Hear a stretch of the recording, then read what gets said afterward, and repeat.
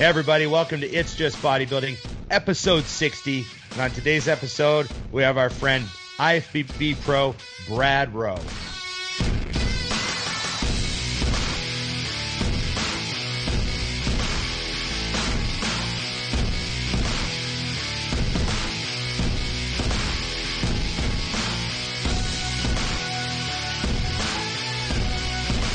Brad, how you doing? Doing fantastic. How you guys been? It's great to talk to you. I must start out. I love the shirt. It's the best. Chuck Zito, who's buddies with Mike Tyson, had these made up for us. That's awesome. That's awesome. Why did you choose that shirt for us? I'm sure you got a bunch of cool ones. I don't know. It's kind of the first thing that I found this morning when I was rushing out of the house. You can probably try to make it about us. Why did you choose this shirt for us? Yes. Yeah. I mean, it's fucking badass. It's the king and the greatest. So, yeah. You know. I love it. So let's start out. Obviously, I've known you for years, man. I remember we did the North Americans together. Were we all on stage together at one point? Yes. I think it was 2013. Probably Was it a couple 2013? times. 2012, 2013. I can't remember. Yeah, I think so. 2012 or 2013. I was at both, so we were there. Yeah. 2012 went really good for me. Well, you were a heavyweight that year, weren't you? Yeah. 2013 or 2012 was the year that Brad should have turned pro, but some weird shit with the way the judging worked.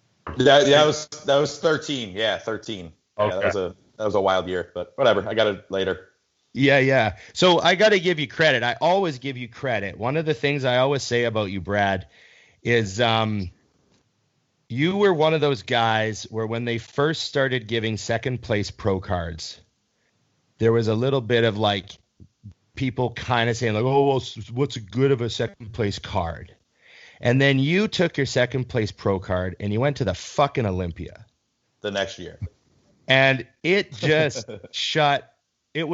I loved it. I just fucking loved it because, I always said like, it is so vicious trying to get a pro card at that point in time, the 90s and 2000s into the 2000, it was kind of right up till 2014, 2015. It was really fucking hard.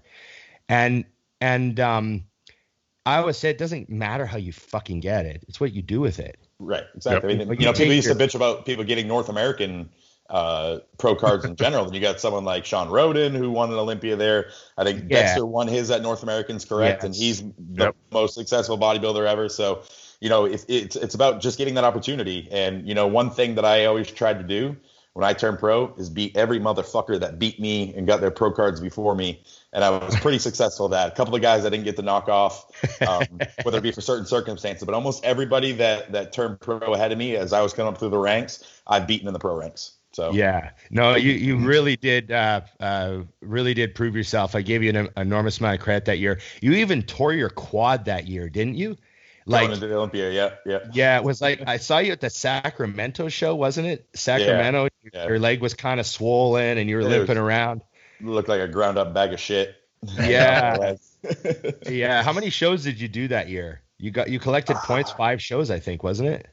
I did 7 shows in total, but I only needed points from like the first 5. The last 2 were just kind of like, I don't know, just throwing myself out there. You know how it is with Aceto. Aceto's like, easy. Aceto's like, just keep going. Just keep going. Right. I'm not going to kill you. Right. Yeah, exactly. Yeah, we all have that in common too. Aceto helped you get your pro card, didn't he? Yeah. I worked with Chris for 3.5 years, 4 years almost. Yeah, so we all worked with Chris for that experience. So I think there's sort of like a funny thing with all the guys that turned pro with Aceto. It didn't matter if you got your card in Canada or the States or Europe or Germany or wherever the fuck you were. If you turned pro with Aceto, there's kind of a little bit of a brotherhood from that era there of guys. We all sort of give each other the thumbs up, and we all knew about the muffins, and we all knew we all get the inside jokes. Yeah. No, he was one of the most unique people ever to work with. Just his character, his charisma was second to none of any other coach I've ever worked with. What coaches have you worked with that you've learned stuff from over the years, Brad? I just went from Chris. I was with Dave Kalick before Chris. And then I worked with Matt Jensen for a couple of years. And then I started doing my own nutrition the last 3 years. Mm-hmm. So I haven't really bounced around a lot, but, picked a little bit from here and there. Yeah. Obviously I'm kind of holding off. We started out talking about the shirt, but we got to talk about the Mike Tyson stuff. Yeah. So just give us the rundown. Like, how did you meet? How did you, I mean, I know you told me already that it was just a crazy collision of stuff that got you into Mike Tyson's world, and now you're his trainer. So just, give us a rundown. Yeah. So I have these clients in Malibu that actually just came from today, and they are partnering with Tyson to create this wellness center and a bunch of other endeavors. The husband's doing this wellness center in Antigua and one in Palm Springs with them. And the wife is actually going to be doing a docu-series with Tyson after his fight. They're going to be flying all around the world to all these different shamans and all these different doctors and use medicine and peyote and all this stuff and make Mike go through this journey and film everything. So they had a pretty strong connection, and Mike was just bitching about his back and his shoulder. And my client Damien was like, listen, he's like, this machine this guy has is fucking phenomenal. He's like, he's helped me, get back from a stage 5 AC separation and all these other injuries and kept me on track, allowed me to do all this. He gets in shape to do like these crazy hunts where he gets dropped off by airplane in the Arctic Circle and literally just killed a fucking grizzly bear with a bow last week. As he's getting hunted down by other bears. And that's the type of shit he does. So I get a text one day and he's like, Mike wants to meet you. He's like, come over. I'm like, all right. So I cancel all my clients, drove over to El Segundo, and I show up and Mike's fucking high as a kite, fucking fucked up on mushrooms. I walk in and I get the machine and he's like, who's this motherfucker? He's like, how the fuck you get that big? And I'm like, this thing right here. He's like, the fuck's that do? So I put him through like a quick little rehab session. He was so fucked up he didn't even remember it. He woke up the next day and was like, why does my shoulder feel good? And they're like, you don't remember that guy with the machine? He's like, no. He's like, bring him back. So I came back the next day, and then, this is like around February. And, for a few months until COVID hit, I was working on him twice a week, just doing rehab. And then everything shut down, and he kind of went MIA for a little bit, and then he screwed his back up. So that first video that he posted of him boxing, looking like a maniac, he fucked his back up so bad and was bedridden. So I get a call. I had to go to his house. He's in his bed in his whitey tighties, can't move, and do a rehab session on him. And we picked up rehab again. And then one day I was like, hey, Mike, let me work on you before you go in the ring and box. Let me warm up all your joints, your hips, your back, your shoulders. So I put him through this little protocol. He gets in the ring within like 45 seconds. Him and his boxing coach are just like, holy shit, he's moving so much faster, so much smoother. He feels so much more confident. So then I was going every day just to warm him up for like 15, 20 minutes before he got in the ring to box. And I kept giving him, like, you're going to try weight training on this. And he looks at me, he's like, well, you're lucky. My strength coach just moved to Arizona, took a job down there. He's like, you're now my strength and conditioning coach. And then boom, he just started coming to my house. I had built out my home gym. So I'm with him 5 days a week, warming him up. And then he takes about an hour and a half break after he finishes boxing, and he comes to my house and I weight train him. Nice. Oh, man. So what was it like when you were first, like, I've heard that when you're around Mike Tyson in a personal setting, I've heard there's just this energy that comes off of him. Yeah. I mean, he's one of the most, obviously working with Mike Tyson is a cool experience, but getting to know Mike Tyson is truly one of the greatest experiences I've ever had in life. He's a really intelligent, in-depth, he's a very loving, caring human being. One of the best stories I can tell is, as you guys know, I just recently went through a divorce, and like literally right after my wife asked for a separation, I had to go to the Bahamas with them for the Shark Week thing. And there was just one night that, like, I'm sitting on the couch, I'm crying my eyes out. Him and his wife are crying their eyes out, hugging me and holding me and like just trying to make me feel better about the whole thing, and then like that's a side that people don't know of Mike Tyson. He has a huge heart, he cares for everybody. So it's been such an amazing journey just to get to know him on a personal level. What about getting your name mentioned on Rogan? That's got to be good exposure. Are you a little busy now? Did your phone start ringing after that happened? It was pretty crazy, especially when Rogan's like, yeah, I've heard of that. I'm like, nope, 99.9%. You've never heard of me, but you just made me sound so much cooler. So, that was an amazing experience. I think Joe is a helpful guy that way. Right. Yeah. Like he's a very good dude with that stuff. But did you must have had, did you have anybody else kind of profile contact you? Not really high profile out of that, but just a lot of like average everyday people that are hitting me up, and I'm so busy right now that I can't take on anybody else.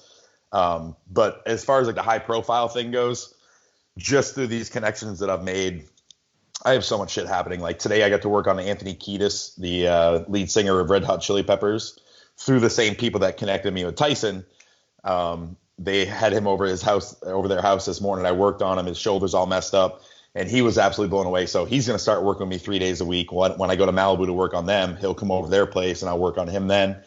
I have these people from NBC coming tomorrow to do a docu-series on my home gym and how I've converted my entire business and created the Death Row Gym. I've had Esquire magazine articles done. I've had Inside Edition come to my house and film some stuff. There's a chance I might be working on Saquon Barkley to help him recover from his ACL surgery. So, it's just sometimes I just got to pinch myself and be like, how is this happening? It's wild. It's amazing. I'm sure when COVID hit and, you're a Gold's Gym alumni guy. Yeah. I mean, you lived there for how many years? Were you just there every single day? 10 fucking years, every day. 7 days a week for a minimum of 10 hours a day. So, Jesus. So take us through your experience with, the gym shutting, because for all of us, that's our life. I mean, I own a gym, so obviously that impacted me. Yeah. But you basically, your entire business and existence revolved around being inside Gold's Venice. So when that went away, what was the immediate sort of reaction?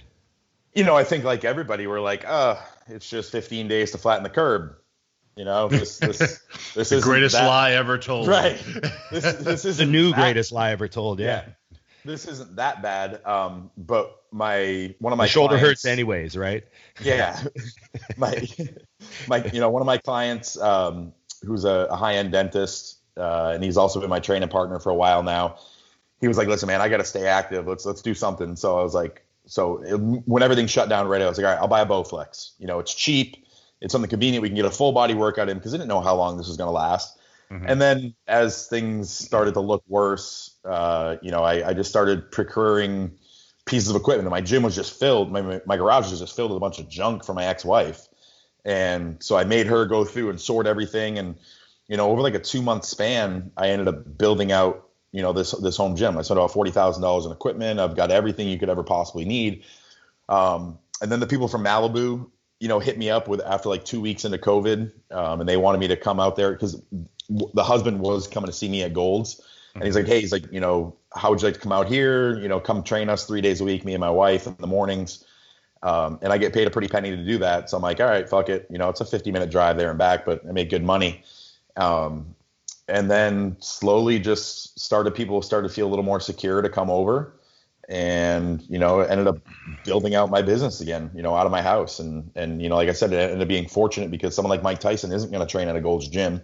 He wants kind of some privacy. I've got, this ex-porn star girl that's pretty famous. Same thing. She doesn't want to train out of a normal gym. So I train her here. And then, through word of mouth, I've got a couple of collegiate athletes that I'm working with, getting them ready for sports. And then a few of my regular clients that started coming over here, and it was amazing. I didn't think I'd like training out of a home gym, but everything's right here. I wake up, walk out my door, do my morning cardio. There's no dead time. Like if a client canceled on me at Gold's, I'm stuck there for a fucking hour waiting for another client to show up. Here, I just go in my house, eat a meal, play with my dogs, do something like that. So it's really been beneficial for me, and making more money now. And I'm traveling less. The Malibu thing kind of sucks still, but it's such good money I can't pass it up. But my day-to-day life is so much less stressful than it is going to Gold's Gym. I think a lot of people fell into that with COVID, where when it first went down, it was a big oh shit, and now things have tweaked. It's the same. The gym I go to, when I first started going there, when COVID happened, he's like, here's your keys. come and go as you please. I know we're closed. Right. Yeah. Now when I go to a big gym, I'm like, oof. Right. So much shit. There's so many people. Like, this is my little spot. And and now a lot of people I know are doing exactly what you did, even just for themselves. Like, you know, looking at saying, well, instead of buying a space for a gym, what if I buy a house that has an RV garage and build a gym? Right. Right. Yeah. You know, and then now you have your clients paying off your mortgage. Exactly. That's the beneficial part about it. I mean, you still miss, you know, like there's 2 gyms in the LA greater area that are remaining open. They're just telling the city, the state, to go fuck themselves.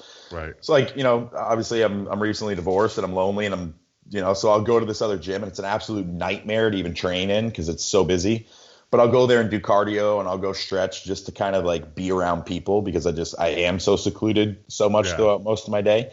So, you know, I do miss a little bit of that, you know, human aspect of things. But as far as efficiency, like I'm especially with a newbie, like I'm training clients and they're done in 30 minutes. Right. You know, yeah, like Dexter fucking loves it here because he's like, we're in and out in 35 minutes max, where it's like he leaves his car running. Right. Where it's like, you know, an hour and a half, 2 hours typically when he used to train with Charles and try to wait for equipment at Gold's and things like that. So you're so much more efficient. What, you know, looking back on the 10 years you spent at Gold's Venice, what would be the things that you miss about it right now? Right now, nothing. You know, say the Gold's Venice he used to go to is not the Gold's Venice that's there now. Yeah. So I mean, I miss you know, one of the squat press machines, maybe. You know, maybe a nice Nautilus specific incline, machines. right? Nice Nautilus incline chest press. But you know, not having to deal with people on a daily basis, just especially the morons that would go there, it just suck the life out of you at times. And to be honest with you, the girls that are going to this new gym are hotter than the ones that were going to Gold's. So on my mornings off, I just shoot over there. Not a bad situation. Yeah. Every once in a while, if like Mike cancels on me in the middle of the day, I can go actually train with Dexter and we'll go to Coast and go train and just look at a bunch of cute chicks. And, you know, so it's, you know, I saw your post the other day that you're like waiting for any dumbbell between 20 and 45. Like 20 and 70, like 20 anything. and 70, yeah. I'll take anything. What do you got? right. I'll figure something out. I don't care. But you know, it's just one of the, and again, I'm in a retired phase of my life, so it's like, you know, I still train balls out, but if I don't go crazy on a workout, it's not the end of the world for me. You know, that's what I'm trying to find that balance on. Like this morning, I usually 7 days a week, I wake up and I do fasted cardio and it just kind of gets me going. And my boys came in town yesterday, and they're here for 3 days. And, you know, we went out and had a couple drinks and ate some pizza and shit and watched the game. And I had to be in Malibu early this morning. So I was like, you know what? I'm going to sleep in a little bit, you know? So it's those things in life that I'm trying to just slow down. I mean, I'll still look great and I'll put that 90% in, but you know, if I miss a workout here and there, or if I miss a cardio session, or if I go have a drink here and there, I'm not going to stress about it anymore. Right. I love that that's the segue though, because it's something Ron and I have touched on a ton that's changed. And this is so bad because it makes us sound like the old guys, but like the era has changed a ton. Where it used to be, and you know, I mean, Brad and I used to train when Cormier used to train me. Like the goal was, is there any way to make this harder? Is there any possible thing I could do to make this more torturous so I could be that much better? Right. And now all I ever hear is, I heard I can get in shape without cardio. Right. I heard I can, and I'm like, why are we trying to make when did it start becoming the goal to make it easier, not better? Right. And you know what? That's and again, I'm with you, Dusty. Dusty, you know, you're one of the hardest training motherfuckers out there. You know, the effort you put in and day out, it's crazy. And I used to be like that too. And I used to just absolutely demolish the shit on myself. And, you know, if I couldn't crawl out of the gym, then I didn't work hard enough. Right. But, you know, I just, once I found the newbie and once I hit a point where I'm like, I realized that bodybuilding wasn't my total end goal. You know, I have succumbed to that. Hey, training on the newbie, I'm in and out quick. I don't have to destroy my body. I still look just as good. My workouts are even more efficient, and I don't have to kill myself anymore. So how does it actually work? I mean, we haven't really touched on the tech. I mean, everyone knows it's a muscle stimulator. It's not a muscle stimulator. It's a neurological device. So we're actually stimulating the nervous system. So what we're doing is we're sending a DC current. So all of those complex machines and all that other bullshit is AC current, and all AC current does is affect the motor firing unit in the muscle. So all that does is forcibly cause a contraction of the muscle. You have no control. Yeah. This is voluntary control. So we put pads on the body parts that we want to train. We send this signal that mimics our body's nervous system signal. And as we contract, it enhances our own signal that we're sending to elicit a 90 to 95% muscle fiber recruitment. Whereas the most elite athletes in the world are lucky if they get 60 to 65% muscle fiber recruitment. Mm-hmm. So you're just making things so much more efficient. And on top of that, you're improving neurological function of that muscle. So the next time you train without it, you're going to get a better connection, and you're reducing your risk of injury as well. So like the first time you train on it, both of you, I could put you through just a body weight leg workout and you'll be fucking crippled for a week. Literally cannot walk. Everything will hurt on you so bad because it's that efficient, because you have all these dormant muscle fibers that haven't been recruited in so long that you've now activated and woken up and utilized. So when you first start, you're literally putting like 40% effort in. And then you can gradually build up. I'm to a point where I can go back to balls out, fucking leg pressing as much as any machine can handle and all that shit, because my body's adapted to it. But it takes a long time to adapt to get to that point where you're back to training with that 100% intensity without putting yourself in rhabdo. Yeah, I actually worked on. I've used it quite a bit. The first time, what was cool was they did the testing where essentially they found parts of my body that just weren't doing shit. Yep. And then it's amazing, Ron, because what's nice about it is I hate things where they're like, oh, just trust me, down the line, you'll see it. He's like, okay, do X, Y, Z. So you do something. Then he let the machine do its thing. This wasn't even a workout. This was just getting my body to move. Right. Then he does the machine. He goes, okay, now do it. And you're like, oh. He's like, I just basically, in layman's term, he goes, I just told those muscles they should work again because they haven't been doing shit. Yeah. And so when your head tells you that, you're like, well, how much of my body has that? And he's like, it would take weeks to fix all of it. Right. And because this device was made as a therapeutic device, it wasn't. They adapted it for performance-based training. So from like a therapeutic standpoint, like you said, we scan around, we look for those neurological deficiencies. As we're scanning over healthy tissue, mechanoreceptors receive the signal that they understand because it's our own system, it's our own signal, and they'll kind of contract and react. But when we go over tissue that can't fire efficiently, it creates a pain response. So the body tries to protect itself, and the way the body protects itself is it shortens tissue. So all of a sudden we're scanning, boom, now it feels like you're getting stabbed by a knife. So that tells us where there's a deficiency. We pad up all those areas, send a signal through there, and from therapy, the underlying signal we're sending is actually telling tissue to relax and release. Right. And you're increasing blood flow and nutrient flow to the area, so you're going to rehab from injury about 40% faster than traditional modalities. As opposed to the complex type stuff, which is actually just shortening tissue, creating more damage than you already have there. So those type of AC current machines are just absolute garbage. I've talked about this before. I've got like on my left or my right calf, I've got like a little bit of Dennis Wolf going on where my inside head has just like shrunk. Yeah.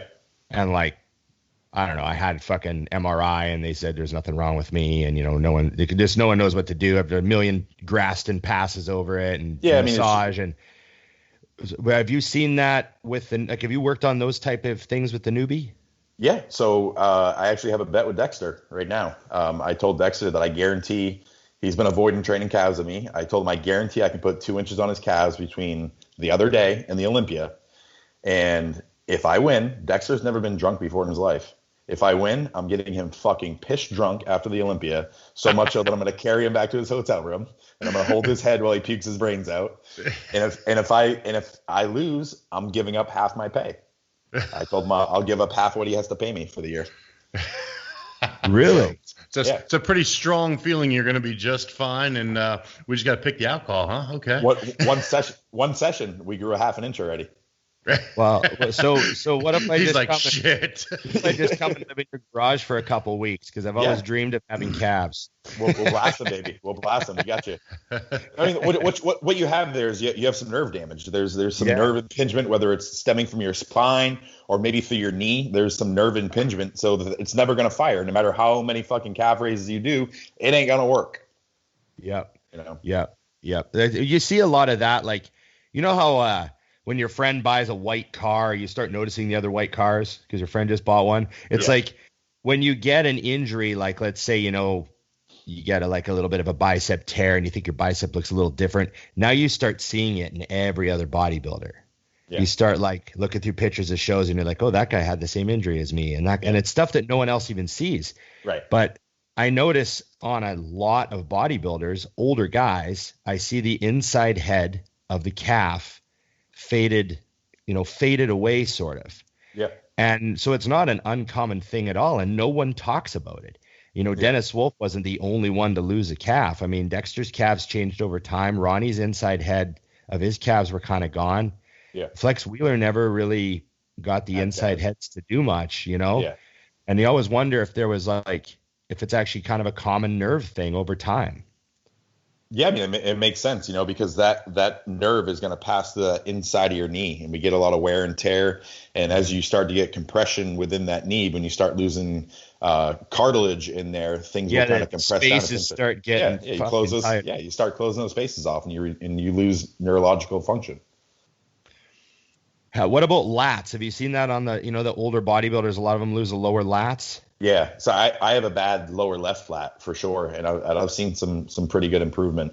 Like I said, the newbie's great. I think its best asset is these older bodybuilders, these older people that start to lose that neurological function. When you're younger and you're kind of fresh, it can help a little bit. But I've seen the biggest changes in someone like Dexter's legs. Now we're training his whole body on it this year, so it'd be interesting to see how much he changes from there. And then I have another client that's 48 years old. That in 6 months he went from looking like a bag of shit to pretty much almost won his pro card. He had a tie, and they did a tiebreaker, and he ended up losing to the other guy. But 6 months on that, a guy that couldn't bench press, couldn't squat because his knees and shoulders are so bad, to looking phenomenal within 6 months. So with older people, it's such a huge help. Yeah, I think it's got more. And I love that I'm still not gonna. I refuse to call myself the older guy, but because the muscles aren't having any issues yet, it's what I've noticed with it is the connection. Like I can always hack squat 1 billion pounds, right, but now I can actually feel which muscles are doing it. Right. And that just tells me, okay, yeah, it's the same shit ton of weight, but I have to believe if I can feel it better that it's working better. Yeah, exactly. Mind muscle connection. That's what we want to do. That's something where, when you're doing an extension, like, of course you feel your fucking quads. It's the only thing. Right. But when you can actually tell, like, it's kind of like when you're smoked for a prep, when you're so exhausted, you can feel which muscles are walking you. Yeah. It's this, you get that connection if you use the newbie long enough, where when you're coming up, you're like, oh, that was glute. Okay, now we're into ham. Okay, now we're into quad. Like, as you're pushing up your warm-up sets, it's kind of freaky. Yeah. How many guys out there have the newbie like you do and are using it and totally know what they're doing with it and have been properly trained on it? Like, it's still relatively new and hard to find? I have answers for that. Yeah. I'm the originator. It's still pretty hard to find, because it's a pricey device. It's $18,000, and you need to be a little educated to know how to do it, and you can really hurt people if you don't know what you're doing. I've sold a decent amount of devices in the Southern California area. You've got Derek Farnsworth down in San Diego that has one. There's a guy that travels between California and Arizona, Don Pelosi, that has one. Yep. Those are kind of the bigger names, and then just some other random people have them. Sean Roden just got one for him and Laura Lee for their own personal use, not for business type or anything like that, but just to help themselves out. So it's slowly expanding. It'll take time because not a lot of people can cough up $18,000, especially in our industry. Everybody's fucking poor, so it's hard to do that. I've got a bunch of questions. I threw up an Instagram post using the wonderful modeling shot that you sent me for that purpose. New phases in life, buddy. New phases in life. Yeah, new phases in life. Yeah. So one of the questions was just, people obviously, this is a hardcore show. They want to know how to get fucking huge, What do you think are, like, looking back, what do you think contributed the most? You know, the basic principles that you used in the gym that you think contributed the most. You know, Dusty's a DC guy. You know, that was kind of a Dorian influenced bodybuilder. You know, what do you think worked the best for you? For me, you know, kind of along that Jay Cutler principle of, you know, I'm doing reps within that 10 to 12 range with some pretty heavy weight, but I'm keeping, you know, my volume's really high. I'm doing like 4 working sets. I'm doing fucking 4 or 5 exercises per body part with very little rest time. You know, I felt for me that was probably the most beneficial. You know, everybody always asks me about my legs. Obviously, there's a genetic portion to that. But when I was younger, you know, from like 13 years old, I was thrown at a squat bar and just loved to fucking squat. And I would squat until I was puking and shitting myself at the same exact time. You know, and literally, man, I want every single fucking leg day. If I wasn't on the toilet with a fucking trash barrel in front of me, puking and shitting at the same time, I wasn't working hard enough. You know, who threw you at a squat bar? My older cousin is like my big brother. He was a senior in high school and I was 13, and I went in and like outlifted all the seniors in high school. And from there on out, I was like his little pet project, who he just pushed me when I was younger. And then it just, you know, that became a mentality. And, you know, that's how I approached training was if you weren't puking after every single session, you just weren't training hard enough, you know. And then I carried that through most of my career. And thankfully, I'm over that shit now, but I wouldn't say you're over it, because now you're putting it into your new career. It's just not puke. Right. Yeah. That hard work never goes away, Brad. Yeah. That's just, you know, that's the addiction that we really have, truthfully.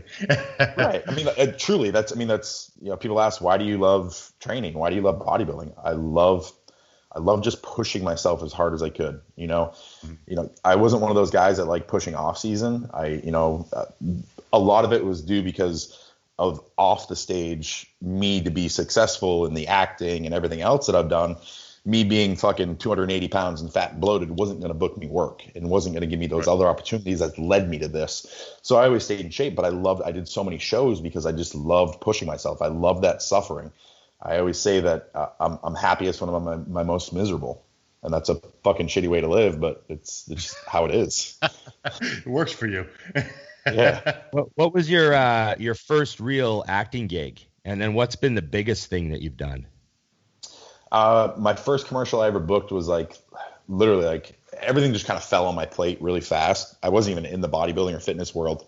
I just got found by some online agency, and all of a sudden, like within a week, I booked Muscle and Fitness, and then a week later, I booked a huge GNC ad campaign. And then I went down to New York City to do a photo shoot, and there ended up being a audition for a CarMax commercial, and I ended up booking that. And then I was like, all right, well, I'm doing pretty fucking good at this, so I'm going to put med school on hold for a little bit. And I moved to New York City and just got into, you know, then he was like, hey, you should compete, because if you compete, you might be good at a sponsorship. So I started prepping for a show, and I went to his house one day and I took a huge shit, and I came out and I hit a huge vacuum, and he's like, oh, Universal is trying to do this 70s throwback look. Let me send your photos to them. Boom. 2 weeks later, I signed a contract with them. And then I finally competed, and I was just like, so it was crazy. It was just a crazy roller coaster ride. Then Ed Connors found me and was like, hey, you need to come to California. He flew me out here, competed, won, ended up moving out here. And then, you know, obviously the commercial industry out here is a lot better than New York City. So then I've booked over 35 national commercials in 10 years. I actually have an audition, a second callback today. It's between me and I believe Cali Muscle. They're trying to figure out who they want for another big commercial. So, you know, still going strong. I haven't done any like real acting stuff. A couple years ago, I was really frustrated with just being a personal trainer and bodybuilding in general.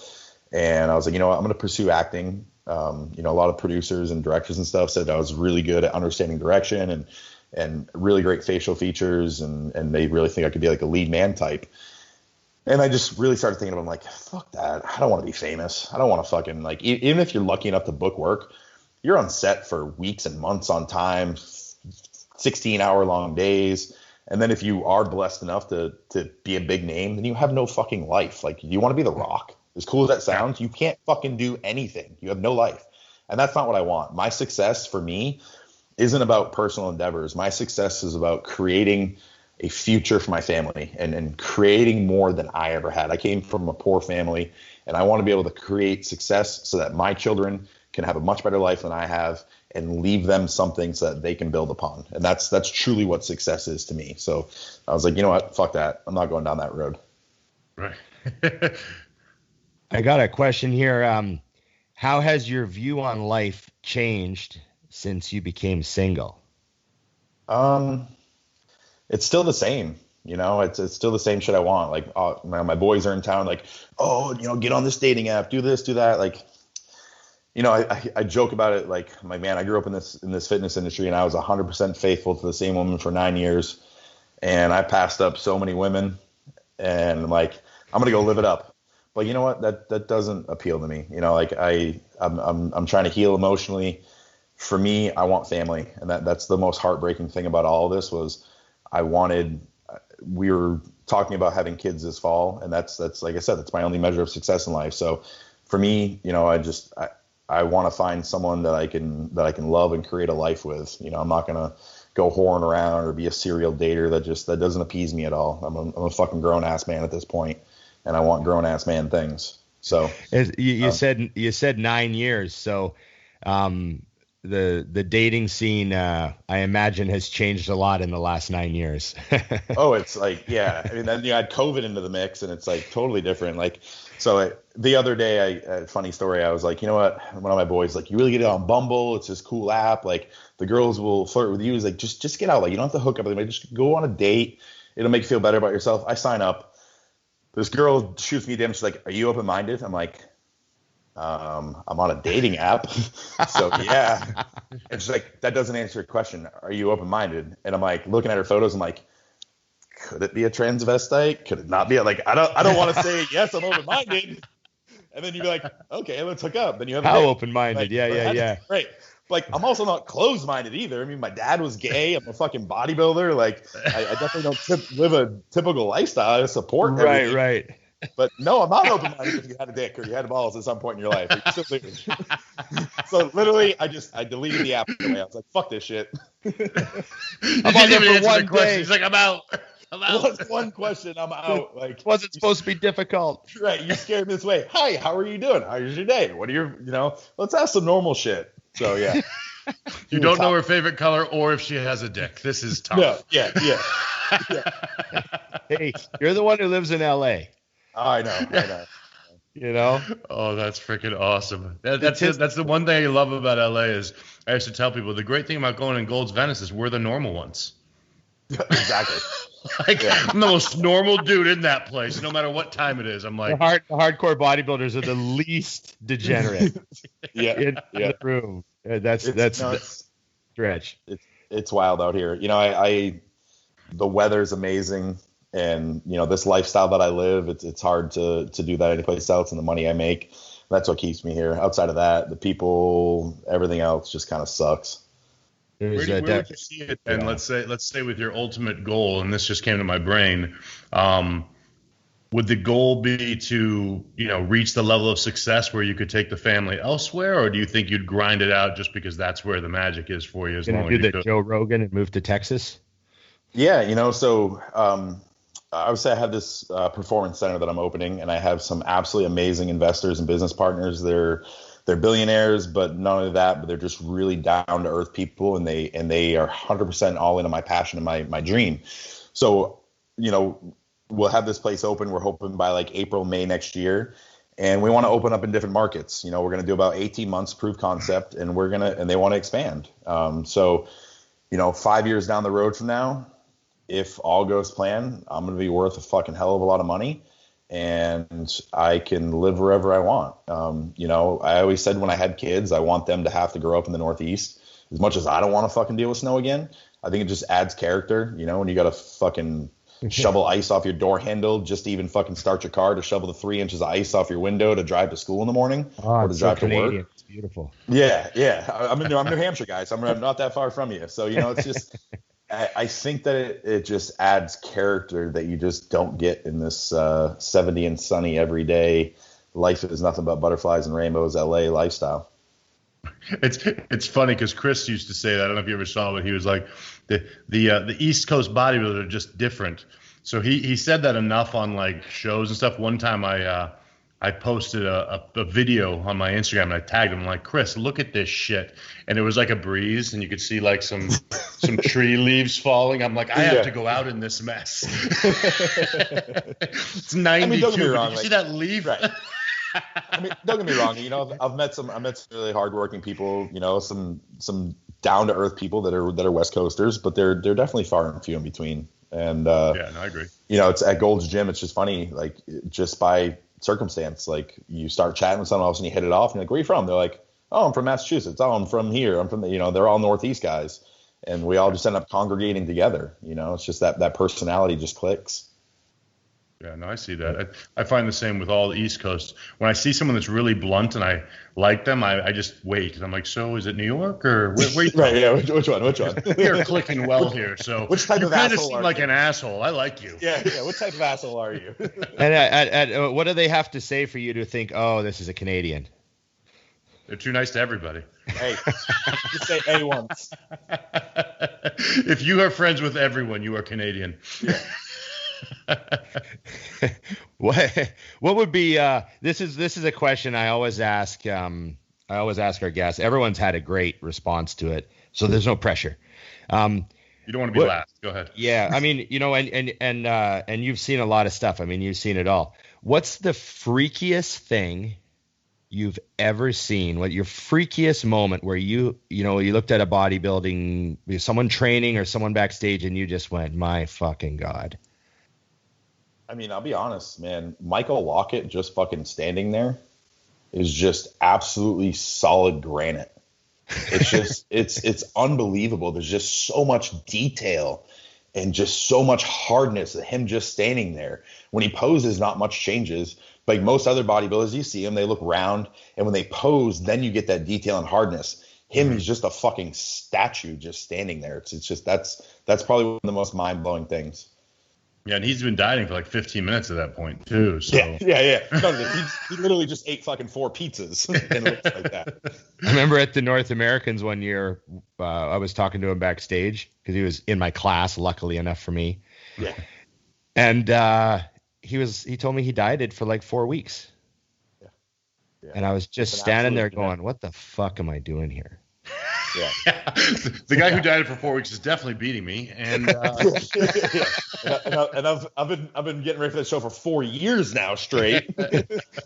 yeah, over and over repeatedly. Yeah. He's an absolute freak. It's just it's unbelievable. But there's a lot of it in the sport. We got to ask the usual question, Juan, because I'm very curious with you. It's funny because how you do your social media, I don't think. How do I say this? I don't think people realize that the hustle that you put into everything. I mean, I knew you when it was just bodybuilding and just training, and it's just, to me, very obviously just went into every part of your life. But what would you say was a moment in your life? This is a question we always ask, that kind of put that into play where you just realized if you worked really fucking hard that things would work out? Because obviously you've been doing that since I've known you, and I've known you for over a decade. So it had to have happened when you were a kid. What was that kind of thing with you? I mean, I just, I come from a blue collar family. My family were commercial fishermen, and they grinded every day out in the seas. And my dad was a horse trainer, and didn't have any money and just chased his passion. But every single day, the horses don't take days off, so you're on the farm every single day grinding it out. I had a mother that, had a factory job that she absolutely fucking hated, but she was too afraid to try anything else. And she was selfless and just realized that she had to, provide for me. That's just instilled in my family. My fucking grandmother's 84 years old and still goes into this factory to clean floors 3 days a week because she's just bored. It's just, I come from that type of family. It's all we know is work. And there's a downfall to that too. When all you know is work and you don't know how to enjoy life a little bit and you don't know how to slow down. So that's kind of what I'm trying to instill in my life now is just enjoy the ride a little more, enjoy those moments a little more, step back. If you find the secret to that, let me know. Yeah, we'll see. As someone who also retired from competition, at what point do you think you started to see the end coming? You know, some guys don't see it coming. They just suddenly tear a pec or something. But, you know, Yeah. I sort of, you know, I saw my injuries piling up and I saw things starting to get, you know, a little bit bad. And then I started realizing, man, I'm almost 40. You know, at what point did you start to go, okay, you know, there is an end date to this nothing but bodybuilding thing? When I got my investment for my gym, because I knew that, you know, my focus needed to turn to that. You know, I had this goal of I wanted to do 30 pro shows. You know, it was just a number that was a mark of success for me. So I was content going on. You know, the newbie, I was able to stay healthy while I was training. But I got a fucking $10 million investment to open up one of the best places in the world, and my focus needed to be shifted to that. And it's a performance and wellness center. So being 270 pounds, 260 something pounds doesn't sell health and wellness. So I knew that I needed to downsize. I'm in the process of trying to downsize right now. No, I won't get tiny. I'll get to like 230, 5'9", 230, still fucking pretty big. And like 5% body fat. Right. And, you know, I want to be an athlete again. So I wanted to get back to those athletic roots. So really the goal was I was very disappointed in my last showing in Japan. I fucked up my peak. And I wanted redemption. So I was going to compete a bunch of times this year and hopefully try to get an Arnold invite for next year. And then obviously COVID hit. So all my spring shows got canceled. And then my wife left me, and I just kind of sat back and I was like, listen, I'm like, what are the reasons why she left me? You know, because I'm too laser focused on everything. I'm too focused on work. I'm too focused on bodybuilding. I'm not enjoying life as much as I should. And bodybuilding just kind of perpetuates those lifestyle habits that I had of just being a fucking hobbit and just blocking everything out. So that's when I was like, you know what? I need to do this for me. You know, as much as I want to compete, that fucking fire is still inside of me. Every time I see a show, I'm like, fuck, God damn it. But I know that for me to be a happier person in my life, it was time to step away and find better balance in my life. You know, that way I can be receptive to someone else coming into my life and create a better future for me. Every time I help a client get his glutes ripped, I'm like, fuck. It sucks, doesn't it? Yeah. I'm thinking, man, you know, I'm pretty lean. I wonder how much cardio I'd have to do. Yeah, how much more? I start thinking, oh man, you know. So just add in a little bit of stuff, I could probably put on 10 pounds of muscle immediately, you know. So thinking like, everything's fresh. My body's fresh. I'm good to go. Hell, even without drugs, if Dusty just comes to town for too many days and I eat with him, I'm up to like 275 again by accident. You know, I mean, and I'm not saying that this is a forever thing. I know just at least for the next couple of years, I got to focus on this business. I have too much on the line. You know, my best friend just left a fucking $200,000 a year job to come move in with me and be my GM and gave up an entire future. There's a potential that I'm moving my parents out here and they're going to walk away from everything that they've ever created their entire lives, the same small town, to come out here and run the doggy daycare that I'm opening as well, right next to the gym.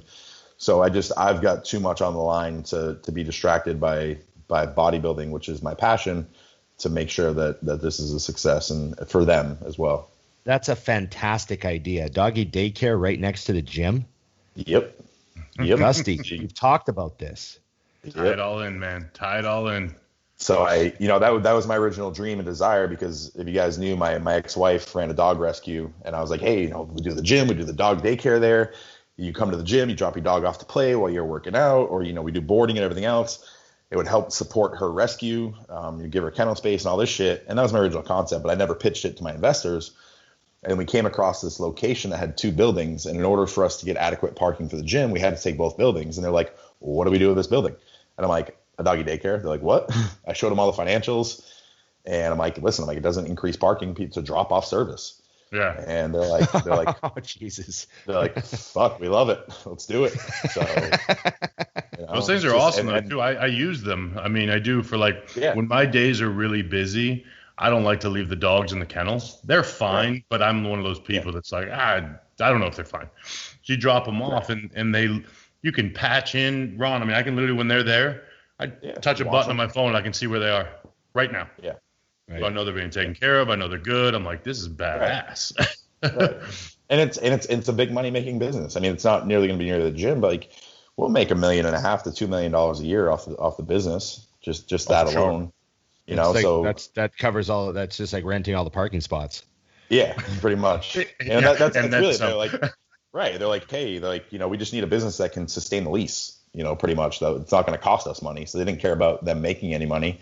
And for me, like I said, it was, and the crazy part is all this was happening as my wife was leaving me. And I'm like, everything that I fucking sacrificed for is happening. There. And now you're walking away? Like, wait a week. Right. I'm like, but you can't dictate someone's happiness. And I love her to death, and I just want her to be happy. Obviously I'm broken, but there's no hatred or resentment towards her. So, and this gave me an opportunity to get my parents out here. So, bringing my loved ones, my best friends since I was 3rd grade, and my parents out here to help create a new life with me. So you're rising like a phoenix from the ash. Yes. Have you got a tattoo to symbolize the moment yet?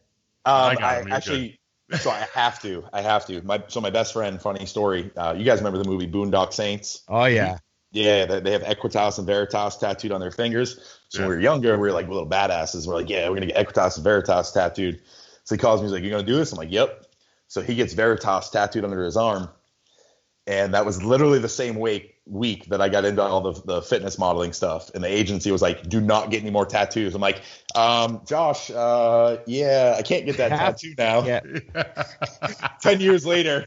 So he moves out. He's like, bitch, you ain't a fucking fitness model anymore. He's like, you gotta get your fucking tattoo. I'm like, all right. So I'm actually going to go probably next week and get the Equitas. So I guess that is the triumphant tattoo. Oh man, that's an awesome story. Yeah. That's the best tattoos have a story behind them.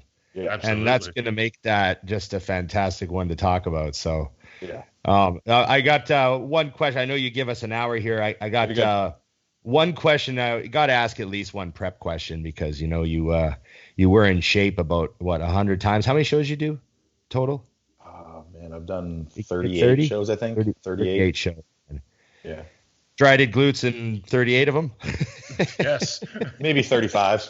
First couple. Okay. What do you think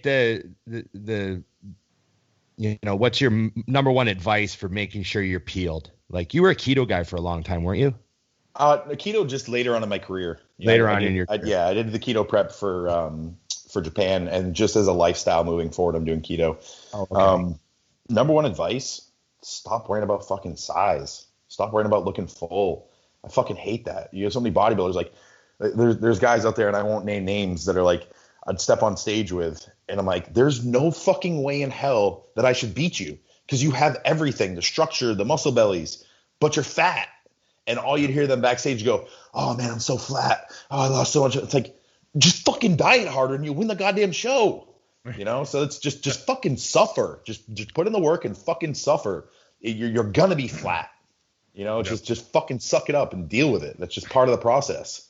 I always tell people when they come in, they're like, if it's their first show, I said, there's two things I can guarantee you.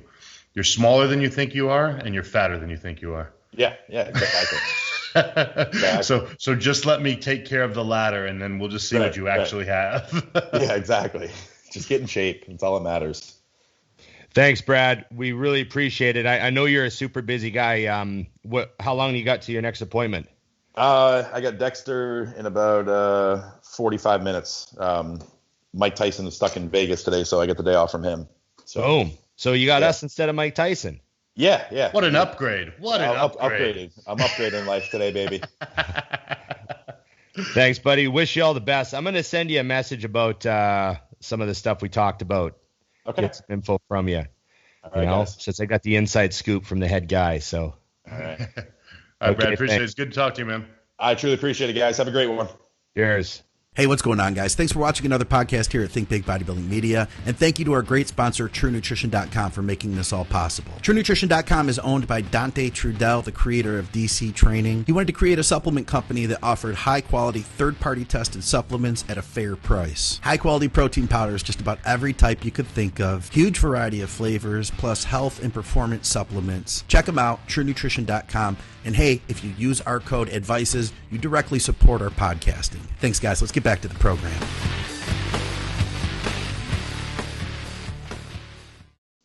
Not a bad shirt, huh? That was good of Brad. I knew that he'd only have an hour. He's got places to be. He's doing really well. Oh, he's cranking. I love it because one thing I appreciate, and I really appreciate it because it's different than how I do things, is the openness. Like I like to keep the majority. I always kind of tell people the things that probably matter most to me in life, you'll never see. Or you'll see them very loosely, just because I am a fan, not of hiding my life, but of keeping some of it mine, you know? And I think that, but that being said, when someone has an instance like that, I think it's really cool because a lot of people struggling with a similar thing. And it's like, man, you know, much like you and I have talked about death and other things, like life keeps moving. So you're allowed to be broken. You're allowed to be hurt. You're allowed to be a lot of things, but you're not allowed to stop. Yeah. You know, and if anything, his life has gotten busier during this and he's got to squeeze in time to cope. But he's also not someone, and I know that a lot of people, they do the opposite. They try to get busy to avoid looking at it. Right. You know, which I've definitely been guilty of in my life. It's like, oh, fuck, things aren't going good. Get ready for a show. I can laser beam on this, let the building burn behind me. Right. And I just won't look backwards, and we'll be fine until the show's over. And I'm like, fuck, it's still on fire. Okay. Yeah. So no, I mean, I definitely appreciate his way of going about it, because that kind of openness is, I mean, it's ballsy, you know, because you open yourself up for having to answer questions and things that maybe you're not necessarily ready to do, you know? Yeah. So yeah, definitely nothing but respect for that. And then obviously I can't drive it home enough because Brad doesn't put himself out there. Like, it's very easy to see somebody working hard in a set and go, oh, he's a hard worker. Like, I've known him forever. And like he said, grind is really all he knows. And that was an issue in his life. But I also think it's one of those things, it's hard to turn off, because when you love to work, what do you do? Like, it's hard to stop, because it's like, well, that's what I love. Well, one of the things about hard workers is they work hard, so then they get a reward or they earn something. Mm-hmm. Then it reinforces the hard work. Yep. So then they keep chasing the reward of the hard work, which means they never stop working hard. Yeah. No, I mean, could you imagine? Because they actually get, like, instead of the vacation being the reward, getting the work done is the reward. Yeah. And it just starts rolling.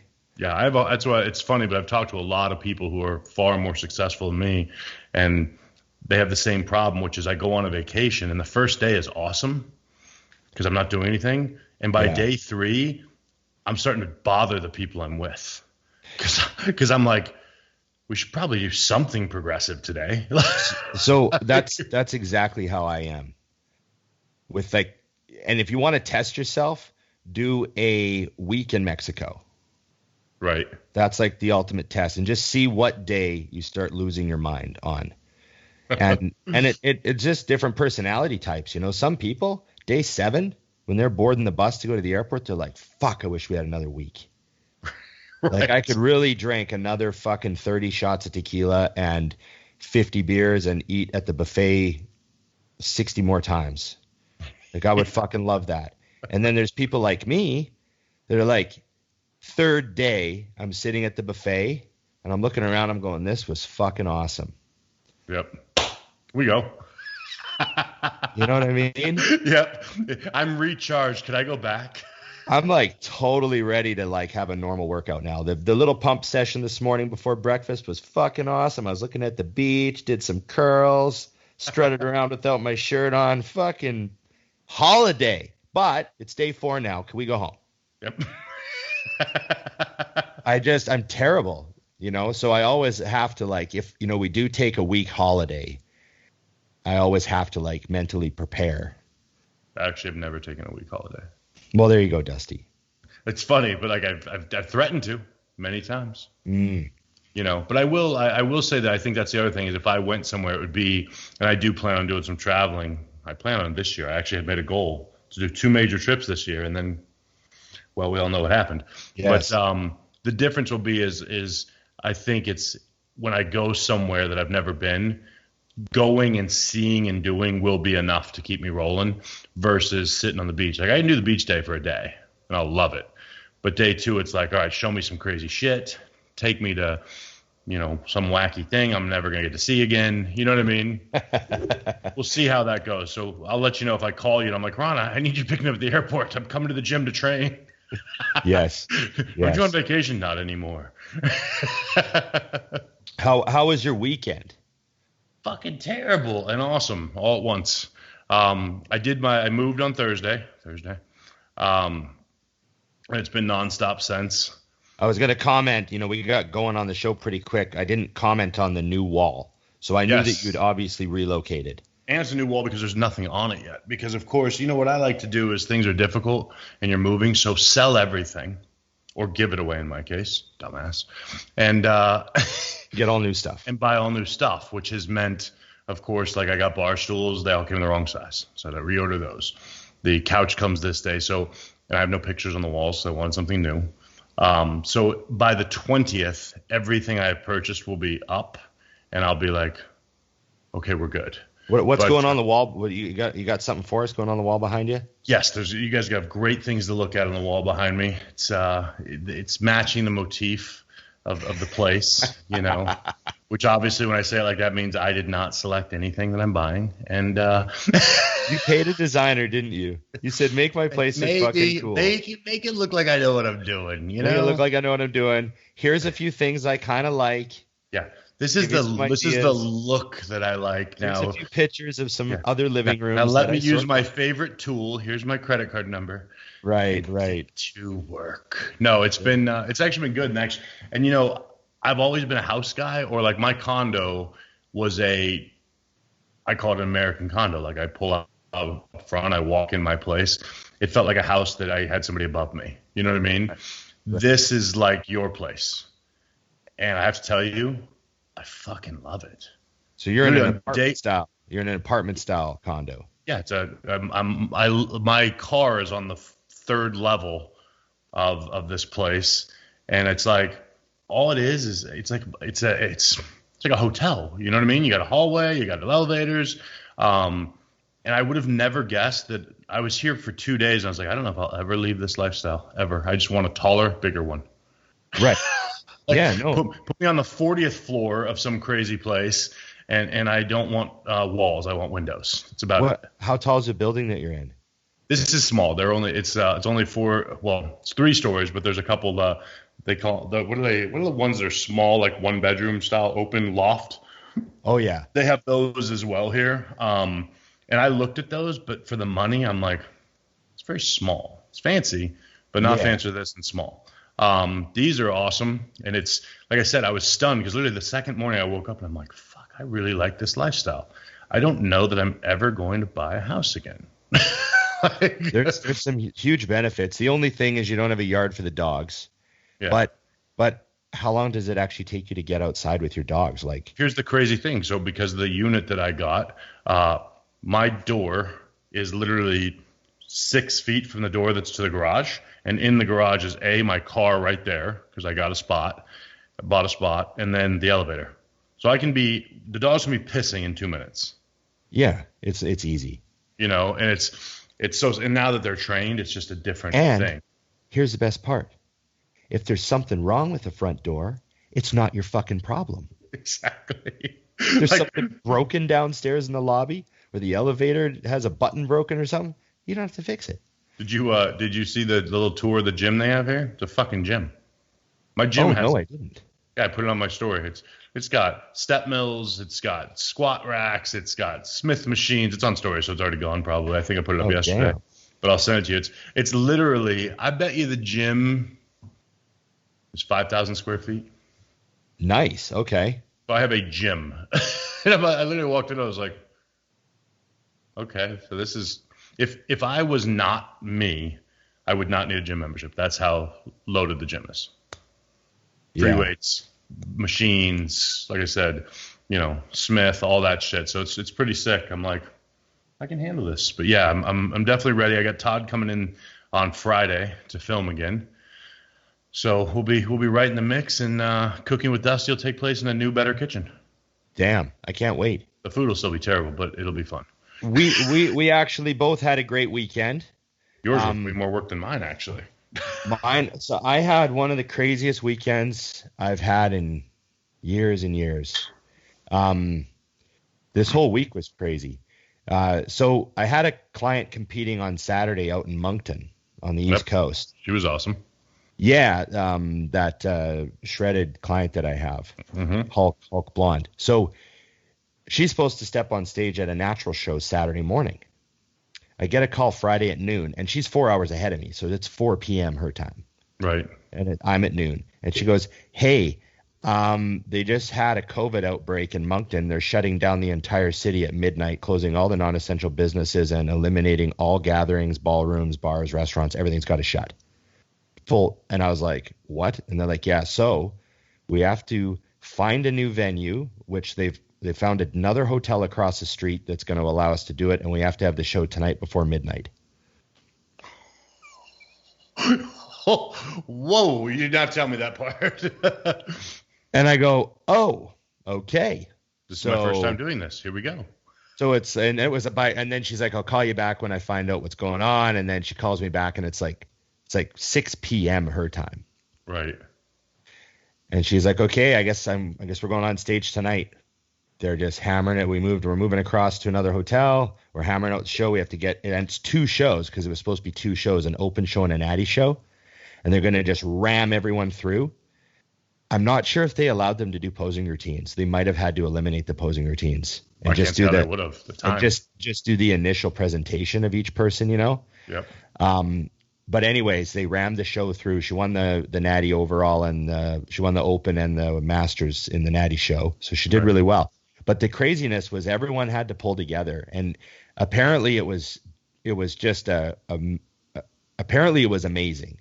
I've talked to a few people who were there, and like competitors. I mean, imagine the panic. You haven't taken the natty guys haven't dropped their water enough. They're not ready. You just pop a pill. The open guys haven't even taken their diuretics, half of them.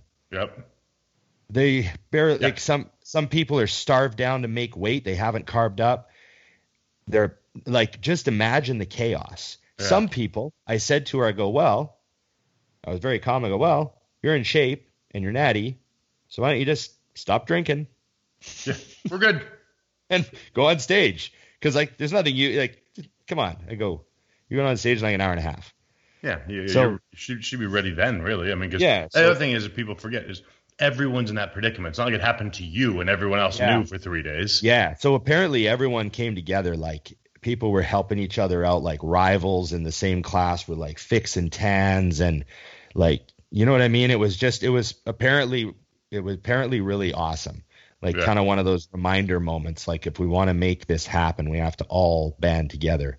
So, my hat goes off to everyone at that show. I don't want to start naming who I think was in charge of shit, but apparently it was really something else. And then we had 2 shows in 2 days. We had the West Coast Iron Van City Showdown Natural on Saturday and the Open on Sunday. So we were co-promoters of a show. It was actually Influential Sports who promoted it, but we're like the co-promoters, and we helped run the show. So it was a great event, and I did the online commentary because I normally would MC the night shows, right? Right.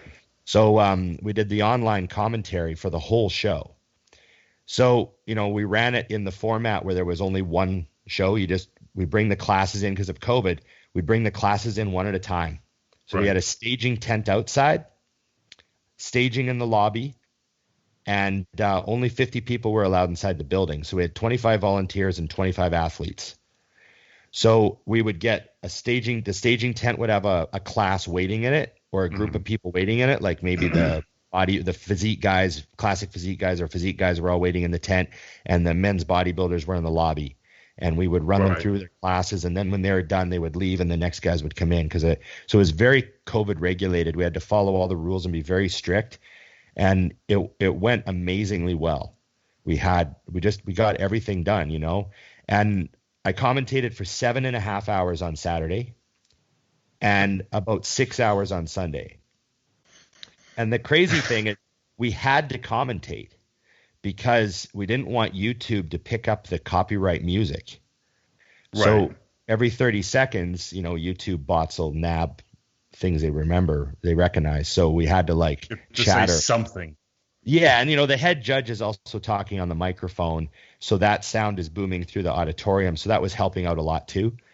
Right. But our commentary was just going out over the live feed. So people in the theater couldn't hear us. We were just chatting to like the online viewers. Right. And the pay-per-view went extremely well. It helped us out a lot because we just assumed we were going to take a big loss just to kind of have the show write it off as a marketing loss, But the pay-per-view went really well, so we'll see how we do. But just craziness, and everyone got on stage, and I had 6 guys in the open, and they all did really well, and it was crazy show. So you had your client, she did fantastic. She just looked awesome. And she was fun. It was funny because I texted you finally and said, "How's she doing?" And the reason was she's never competed before. Yeah. And she reminded me of me because she was fine. And I'm like, she doesn't seem stressed. She's not asking a bunch of questions. Okay, she's either me and just rolls, or I need to know what the fuck's going on. So I finally text you, and you're like, she's killing it. I'm like, oh, thank God. Because literally, I would say, oh, do this. And at one point, her text messages weren't coming through to me for some reason. So it was like a 20-minute gap where I got nothing. And, then all of a sudden I answered, and she was like, okay. I'm like, whew, okay. Yeah. Thank God, And then obviously she won, so that was a hell of a start. And now it's time to see what it's fun when you work with someone like that because, of course, the immediate thing is now it's like, well, that was just prepping you down from what you already were. Yeah, yeah. Now you can create something should you choose to. You know what I mean? It was another, like the show had the same vibe as the one I was talking about. It was just everyone helping each other out, when there's, it was when you take the class and you hoard them in a tent and you hold them, and then you hold them in the lobby, and then you hold them down the aisle, and then you wind up just kind of all chatting, and how it used to be at the earlier shows, it was a good time. So it went really well. But man, I was like, both nights, after talking, like holding the mic and talking for 7 hours, I would finish and I would just be deliriously like wide awake. Like I couldn't stop talking. I'd come home and just start blabbering about the show. And Emily's like, holy shit, like your brain just gets. Hey, shut up. Yeah. And then I would crash. Just boom. Yeah. Like last night I slept 11 hours. Holy shit. Yeah, I was fucked up, man. Because I didn't sleep between shows really. I only had 5 hours sleep the Saturday night because all my guys were Sunday. So I had to get up super early and like, That's the best and the worst. You're on your game because so much is going. But, I'll take my one client. She's texting. She's like, I have to be up at 6. I'm like, oh, 6? I'll have been up for hours. Okay. Yeah. So beautiful. But yeah, no, it sounds like it was a solid weekend. And, my hope is that when this is all over, that those of us who have been on both sides of it go, man, we were pretty lucky the way it used to be. So when we get it back, we should absorb it a little bit better. You know what I mean? Yeah. Because the things that you would bitch about in your earlier part of your career as far as how things go, like one thing I love about doing the shows is the support your friends and family have. I think the first year I did the USA's, like 52 people came from Arizona to watch. I can't imagine. Oh yeah, no one's allowed. Yeah. I saw Christina had tagged a few people that were so cool. They got the live stream, but still sat in their car so that they could be there when she came out. Yeah. I'm like, that's fucking badass. They watched their shit and then made sure that way when she walked out the door, they were there versus being at home. So it made it like, yeah, we're still here for you. We're just in the parking lot. There was a lot of that. There was that's a lot so of people hanging out. That tells you who your friends are. You know what I mean? Oh, yeah. I remember my first show. I didn't even realize. I just knew like a couple guys were driving down because it was like a 5-hour drive to my first show. And I knew a couple of my buddies were coming because they came to the hotel room and saw me and stuff. But then when I got to the night show, there was like this van of guys from the gym that drove down, like a big old football van, that was like fucking 8 guys. And they all like did a big drive down that morning to see Ronnie, So I come off stage at the night show and there's like this big group of guys from the gym. I was like, holy fuck, it was awesome. It's like that whole part of it is just such a huge, huge thing. It was weird. Felt like we had a private show. Like I was sitting there with Scott Welch, who's an industry insider for like 30 years. He's sitting beside me doing the commentary with me. And we just felt like we had this private show. It was just you guys and those who were ushering people down to the stage. Yeah, the judges were in front of us, some lights on us, couple photographers. There's only 25 volunteers, right? So, total, like from the front door all the way through to us sitting there, there's 25 people running the whole thing. Emily was there on the side of the stage helping the bikini girls down the stairs and, all that sort of shit. And it was really awesome. But yeah, we need to appreciate the fact that, we got it back. And also we were all really proud that like that was the first event that's been held there since COVID. Right. No one else could pull it off. Like there's no opera. There's no plays being held. Right. You know what I mean? But it took bodybuilders to like make an event happen that they could actually fucking pull off, We're a resourceful crew of people. We fucking need it. We need our fix. So I got a couple questions here for you and me. Okay. First of all, you know me. I got to bring this up. We lost Eddie Van Halen this week. Yes. Did you have any Van Halen in your life? I know you played hockey. I mean, yeah, obviously, in ways, but I think truthfully, not to the depth that you did. And I think it's just based purely on the short age gap between us was just enough. Yes, I know exactly what you mean. I'm just old enough that I got some David Lee Roth Van Halen. Yep. In my youth. And I think that most Van Halen fans came into the band during the Roth years from like 76 to 84. Right. And, with all the kind of like what we think of like Panama and Hot for Teacher and Jump and fucking Unchained and all the, and then obviously the, Girl You Really Got Me Now and like all the early stuff, with David Lee Roth. But, it's funny. I've been going back and kind of watching because, one of the things about live concert footage is our cameras and audio equipment are way better now. Yeah. So like you go back and watch like concert footage of Roth in the late 70s, early 80s, and it's not that great because it's like the cameras and the sound and, plus Roth was never really that great live. He was more of a showman than a singer. Right. Great front man, but not really. They used to choose back then. It was like, are you going to put on a show or are you going to sing? Yeah. Roth would kind of miss words and, huff and puff, and he's more about being a showman. But I started watching some of the Sammy Hagar stuff because, into the late 80s, early 90s, concert footage looks way fucking better. Right. Like it starts getting good. They're fucking, digital sound comes in. It's like all of a sudden it's like just way better to watch. But watching some Hagar footage, and I didn't really like Hagar at the time. I was like, oh, that's not David Lee Roth, Right. But I look back and I'm like, there's some amazing concert footage of Van Halen live with Hagar. He was an awesome live singer. Right. And just watching Eddie play, like he was so fucking amazing. I was never a massive Van Halen fan. Like I bought several of their albums. I saw them live. But when people ask me to list my 10 favorite bands, I don't list Van Halen. They weren't one of my favorites. But Eddie I always thought, like if I was flipping the channel and a Van Halen video came on, I would stop to watch Eddie solo. Like, I got to watch this guy's fingers fucking move, and he'd be doing all the tapping and the crazy harmonics. And he's just such an innovator. And it also like 65.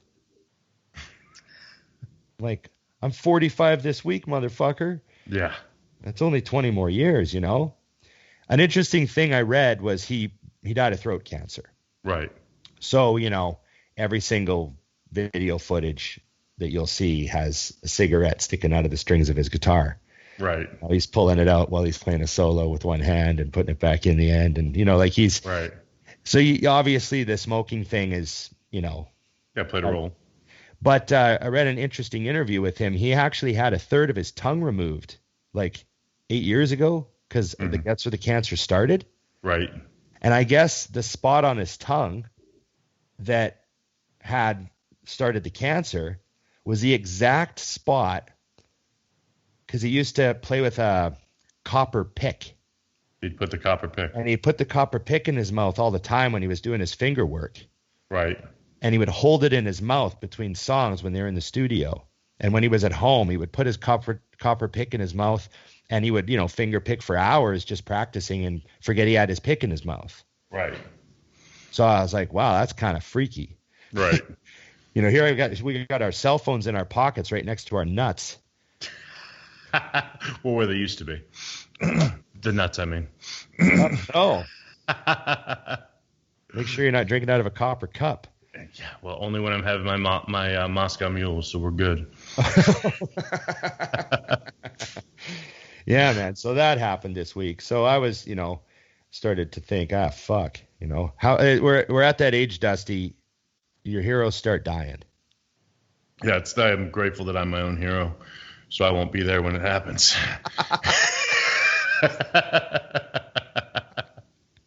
No, it is crazy though. I mean, it's not to delve into, but it's kind of like when Kobe died. You're like, wait, what?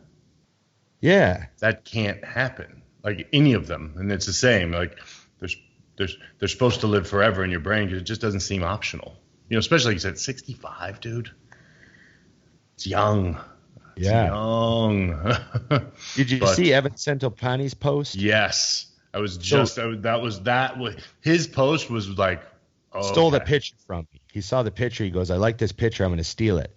And then he used the same picture, but he wrote like an awesome post. Yeah, no, it was. It was amazing. If you haven't read that, I suggest everyone go to Evan Centopani's Instagram and read his Eddie Van Halen post, because it wasn't really about Eddie. It was – I really liked what Evan was saying, though. No, it's very Evan. Like when you read it, it's Evan, it's funny, but in a different way. Evan articulates himself in a way that if you said, okay, these are 5 Instagram posts on the same subject, which one's Evan Centopani, I would know. Yeah.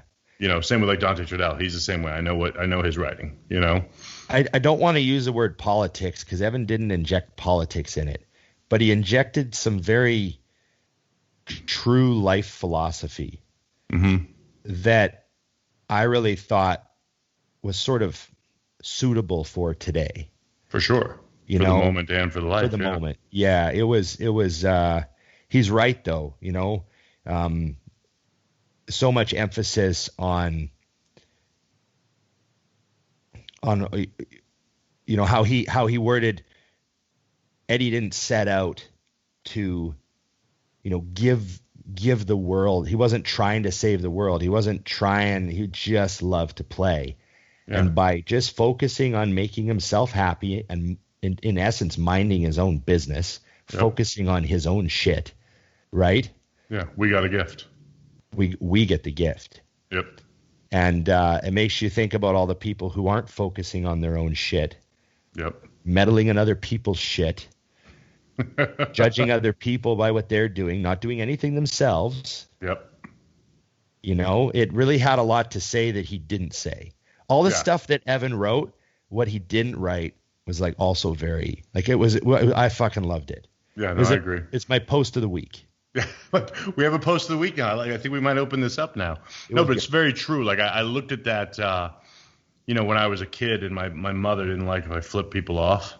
I would always put up 3 fingers and tell people to read between the lines. Oh yeah, and that between the lines. Yeah, and that's what Evan was doing also. I mean, he was actually making a statement, but that's also half a shocker. Plenty.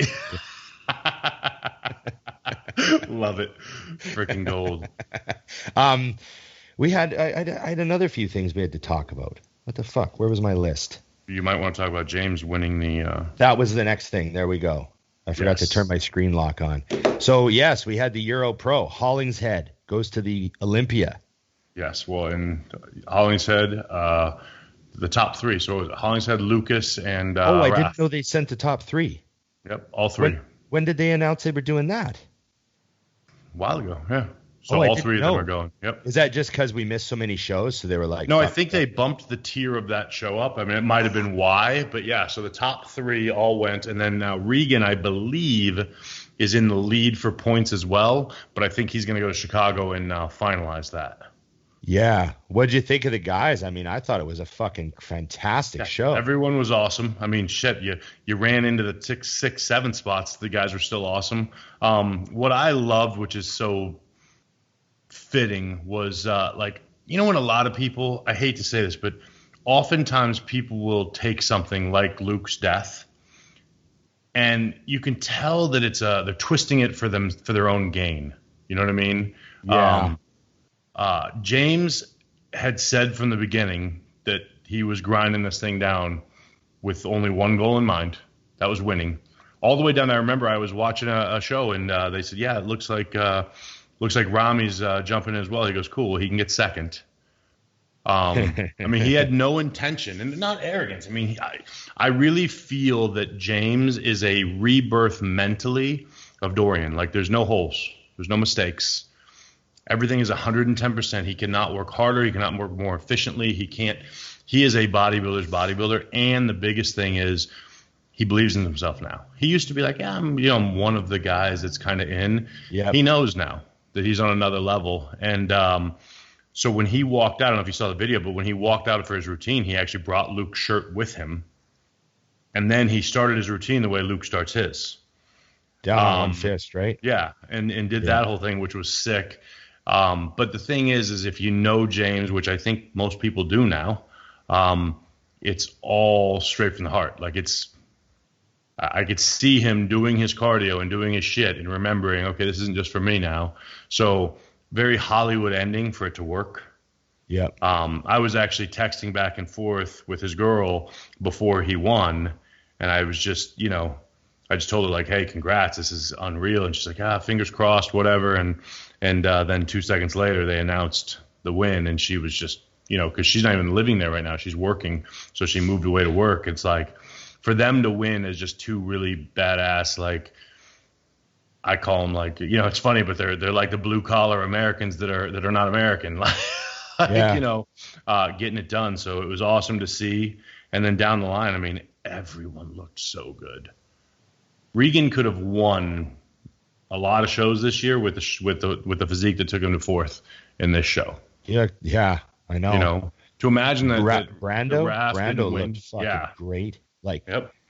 How does that physique not win a show? If you showed me that guy's physique and said he's competing today, I would just be like, who can beat him? Like, fuck. It was funny. I had some clients, because somebody asked me who I saw the top three being, and I don't do a lot of scrolling on Instagram. I don't really have a ton of time. So I almost prefer it that way than when I see the results. I'm like, oh, fuck, Yeah. So I said, Raph, James, and Rami. And I had a bunch of people say, well, Rami got COVID. And my answer was, well, based on how he looked, I would have gotten COVID when I saw James too. Because, and maybe that's a low blow and maybe it's not accurate, but no. It was definitely the same old story of, hey, he's not 100%. And I'm like, well, then if he's not 100%, he's not beating these guys, because I had seen them already. And I'm like, you're not good enough to beat them at 80%. Because what I love is the changing of the guard is starting to happen. And these guys that are the young guns are coming in, and they're not here to take part. You know what I mean? No. Like, it's kind of like, we're here to win. We're here to beat you and send you on your way. And I love seeing that, because now it's going to bring out an even deeper thing with the vets. I think we're going to see the Olympia at a high level this year. It would be crazy. I know what you mean about the changing of the guard, because I mean it's been happening for a little while, but there's about to be a big. It's a tip right now. It's a tipping point. There's a tipping point, yeah, and it's just natural cycle of things. Like, the fact that Dexter's still around is mind-boggling. Like, right. He's like, as soon as Dexter goes, it'll be like the plug out of the tub. Yeah, and there'll be like 30 guys retire. Yep. And there'll be this new flood. That's just how it kind of feels. But it's nice to see the new guys. It's not like they're waiting so then when they leave they can become the top guys. They're pushing guys out. Pushing guys out, yeah. Which is just how it goes. I mean, yeah. That's just how it goes, I mean, everyone, the greatest of the great, they see, oh, it's my time now. Yep. And when I saw that James won, when you mentioned Dorian, I think of that famous line, meet the new boss, same as the old boss. And that's what I thought. I looked at that picture of James holding his trophy that got put up, his mask on his chin there. Yep. There on stage. And I just thought, meet the new boss, same as the old boss. Yep. It's like, just like we got another UK guy who's not stopping. No. I think it's going to be really fun to think of where he'll be in 2 years. Oh, I mean, where he's going to be in 10 weeks, but in 2 years it'll be frightening, because it's all in the right place mentally. And that's what I love too, is we're starting to get that group of guys who are vocal. And I'm kind of hoping it drizzles down into the bodybuilders down below, where we stop with the looking for the easy way, because it's cool to follow James now. And James is a hardcore motherfucker. You know what? There's several things I love about James that have nothing to do with bodybuilding. He doesn't have a tan. He's not always shaved. Look at all these likes.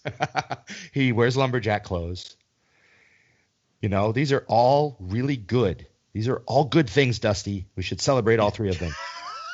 You know what's funny? I mean, and I say this because it's the opposite, but I love somebody who has no interest in being cool. Yeah, that's what I mean. That's because that and that is in essence what makes someone cool. When you get older, you're like, oh, you don't give a fuck. That's badass. And I dig that, because I do. I think you're seeing more and more guys start to follow and be like, now it's like, I don't want the easy way. I want to grind like that. I want to train like that. I want to suffer like that. I love when he talks about dieting. He's like, what the fuck, you cheat? What? Yeah. Like it's you could see that he wouldn't even understand how that would happen. Yeah. So I got nothing but respect. Were you awake? Yeah. What happened? Someone held you in control down? Of yourself? Yeah. So, very fitting. There's absolutely no bullshit. Mm-mm. Which drives that, and whether it's true or not, it's funny because I have a client from the UK and I said, man, I'm envious because you guys are so hardcore. And he's like, no, it's the same as there. You're just seeing the six that are. Well, so here, this isn't a bad thing. I think this maybe is what bodybuilding needs. So Dorian Yates had a great sense of humor. Mm-hmm. He was a dry, joke-cracking motherfucker, right? Right. And you talk to, anyone that knows Dorian on any level, he's a funny dude. Like but this face doesn't change. Yep. It's that dry British humor. But of course, that didn't come across in the magazine days. Yeah. You just saw him training, you saw him speaking, you saw the interviews before the Olympia on the VHS tapes and the DVDs, and he just seemed like he was always fucking serious, like a stone cold killer. Yep. So that fed into the perception of him by guys like me. Yep. And that made us more motivated to be serious. Right. And also it confirmed and it validated our seriousness. Mm-hmm. Like, I was, I remember just being the kid that was going fucking berserk in the gym. And it would just reinforce it. Well, this is how Dorian did it. This is how he is. Right. He lives like this. It is fucking on. Right. And so even though Dorian had a great sense of humor and he's a funny guy and he's a normal dude and he had kids and he bounced them on his knee and he fucking kissed his wife and fucking stirred the craft dinner like everyone else, we didn't see that side of him. Right. But it almost made my generation better because we didn't know about it. Right. Like it made us really fucking aggro. And maybe in today's era of sort of everything being easy, it's not a bad thing for there to be a perception that might not be accurate, but that's what, let's say James gives off that vibe. Maybe that's just a good thing. Right. That the generation of bodybuilders that are following him, I could have been a Flex Wheeler fan. Right. Just as easily as I could have been a Dorian fan. And that probably would have changed how I trained. Oh, for sure. And probably would have changed how I acted and felt and thought about training and thought about what was important. And so I love the fact that James has all these fans following him. Yep. Because I'm like, that's what's going to bring us the next James. You don't want that breed to die. No, Fuad Shirt, the dying breed. This is like, I'm glad he won that show. Yep. Yeah, I think a lot of people. It's nice when you have that as cheesy as Hollywood anywhere. I think a lot of people, I think guys that were competing with him were glad he won that show. If it's not going to be me, I'm glad it's him. Right. It's funny. He is easy to root for the guys that came from my generation. Hollingshead's very easy to root for. Yep. So yeah, man, great week, great show. Thanks again for everything, Dusty. I'm glad you like your new spot. Yes, for sure. We'll be blasting the videos out. So how many bedrooms you got there? Same as always, 2. I just need one for me and one for Todd. Right, one for the guests. Yeah, it's funny because they were like, "Oh, and how many guest spots?" You're like, "Oh, I don't really like people." So yeah, the spare room's just for storage, actually. Yeah, hello. Nobody comes here. I keep my bike and have my podcast in my spare room. I joke, I'm like, Todd, that's your room. Do you want anything specific on the wall, or just do what I want? If you want to come over, Dusty, we have a futon you can sleep on, but you have to make sure that you don't knock my bike over. Yeah, I'm not knocking over that baby. I'm just kidding. I you know what I got? I got a wall rack coming for it. Is it going in the living room? No, I couldn't get that approved. You tried. You went for it though. I got to put it up on the wall when I'm not using it, so it's out of the way. I'm being a very courteous house man. But you also got to keep in mind, I mean, that your views come from that bike now. Nobody gives a shit about you squatting. Oh, I want it on the wall behind me, right about here. I fucking love it. Just at least a tire. I just want to see a tire. Yeah, I just want to hint, just so the viewers at home are like, "Is he got a bike on his wall?" Why, yes, I do. Yeah, is that just the tip? Wait a minute, what's going on here? Just how much more is there? Yeah. Yes. Show me all you have to offer. Oh, geez. Okay, we should go. Okay, Dusty. Thanks, man. Remember, everybody, like, share, subscribe, comment, hit the bell to get the notifications. It's just bodybuilding.